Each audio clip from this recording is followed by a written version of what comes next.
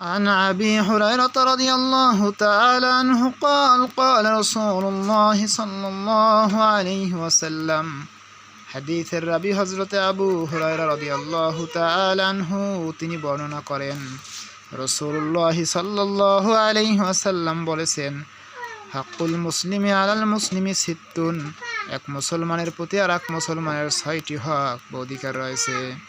কিলা জিজ্ঞেস করা হলো মা হুন্না ইয়া রাসূলুল্লাহ, হে রাসূল সে হকগুলো কি? আল্লাহ রাসূল বললেন ক্বালা তিনি বললেন ইযা লাকিতাহু ফাসাল্লিম আলাইহি, একে অপরকে তোমরা মুসলমানের সাথে সাক্ষাৎ হলে সালাম দিবে। ওয়া ইযা দাআকা ফাজিবহু, কেউ আহ্বান করলে তার আহ্বানে সাড়া দিবে। ওয়া ইযা ইস্তানসাহাকা ফানসাহ লাহু, তোমরা একে অপরের কল্যাণ কামনা করবে। ওয়া ইযা আতাসা ফাহামিদাল্লাহু ফাশাম্মিতুহু, কেউ হাসি দিলে তার হাসির জবাবে ইয়ারহামুকাল্লাহ বলবে। ওয়া ইযা মারিদা ফাউদহু, যখন কেউ অসুস্থ হয় তাকে দেখতে যাবে।